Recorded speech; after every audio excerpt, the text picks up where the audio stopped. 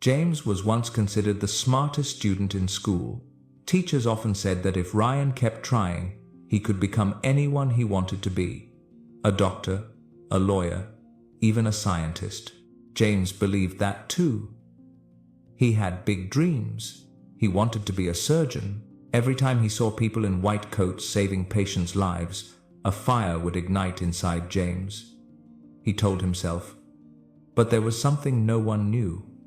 Not even James. It was something silently destroying his future day by day. Not poverty, not lack of opportunity, but a lack of focus. Every evening, James would sit down at his desk with great determination. He opened his book, prepared his pen, turned on the light, and promised himself, "Today I will study seriously." But just a few minutes later, his phone vibrated. A new notification, an interesting video, a funny post, just a quick look. Then 30 minutes, then an hour. The book remained open on the first page. This repeated itself almost every day. The strange thing was that James wasn't lazy at all. He genuinely wanted to succeed. He genuinely wanted to study. But his mind was like a monkey, constantly jumping from branch to branch. When he sat down to study, he thought about his phone. When he held his phone, he thought about games. After playing, he felt anxious because he hadn't studied. And so it went. Every day passed. No significant progress. Time passed. The city's most prestigious scholarship exam was approaching. It was Ryan's only chance to ease the financial burden on his family. His parents had high hopes for him. His teachers also believed in him. Even James thought he was smart enough to pass the exam, so he wasn't too worried. He always told himself, "I still have time. I'll study tomorrow." But tomorrow always became the next day. And then the exam came. Even James believed he was smart enough to pass the exam. That's why he wasn't too worried. He always told himself, "I still have plenty of time. I'll study tomorrow." But tomorrow always became the next day. And then the exam arrived. In the exam room, the familiar questions suddenly became incomprehensible. Things he thought he knew were now impossible to recall. Sweat began to trickle down his forehead. For the first time in his life, James felt fear. 2 weeks later, the results were announced. The whole school gathered in front of the bulletin board. James looked for his name. Once, twice, 3 times. Not there. James. His classmates who studied diligently every day had passed. Some even scored very high. Meanwhile, the student considered a genius had failed. That night, James sat alone in his room. For the first time, he looked straight at the truth, not because he lacked intelligence, not because the exam was too difficult, but because he had wasted hundreds of hours on meaningless things. That night, James barely slept. Why do I know what to do but can't do it? The next morning, James decided to find the answer. James sought out David Moore, an archery coach. But what made him famous wasn't his athletic coaching skills, but his ability to help students change themselves. Many unruly students had become more disciplined after meeting him. James greeted David. David smiled. "What's the problem?" "I want to learn, but my mind is always wandering." Then he stood up. "Follow me." They went to the archery practice field. David placed a target about 30 meters away. He gave James a bow. James aimed and shot. The arrow flew completely off target. David asked, "When you shoot, what do you see?" James replied, "I see the trees. I see the schoolyard. I see the students." Then he said something that James would remember for the rest of his life. "That's why you fail." David continued, "A person who wants to hit the target shouldn't look at everything. They should only look at one thing, the target.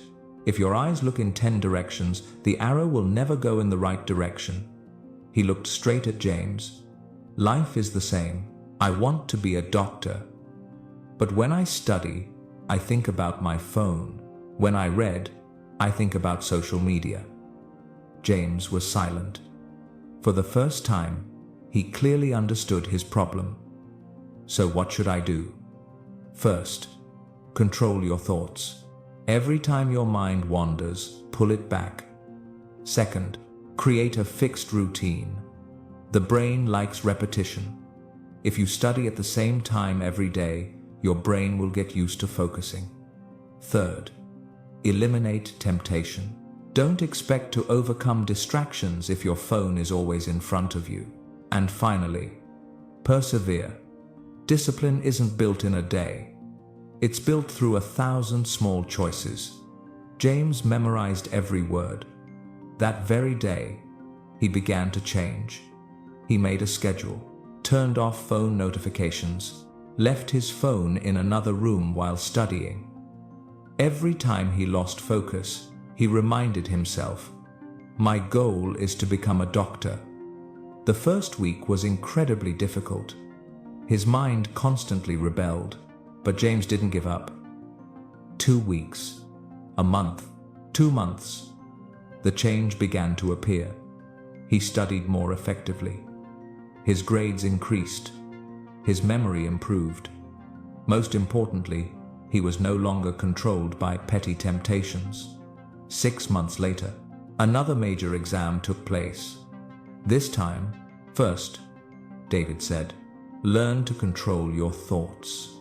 Whenever your mind starts to wander, gently bring it back. Second, create a consistent routine. The brain loves repetition. If you study at the same time every day, your mind will gradually learn to focus. Third, remove temptation. Don't expect to defeat distraction if your phone is always sitting right in front of you. And finally, be persistent. Discipline is not built in a single day. It's built through thousands of small choices. James remembered every word. That very day, he decided to change. He created a study schedule, turned off his phone notifications, left his phone in another room while studying. And every time he became distracted, he reminded himself, "My goal is to become a doctor." The first week was incredibly difficult. His mind fought against him constantly, but James refused to give up. 2 weeks passed, then a month, then 2 months. The changes slowly began to appear. He studied more effectively. His grades improved. His memory became sharper. And most importantly, he was no longer being controlled by small temptations. 6 months later, another major exam took place.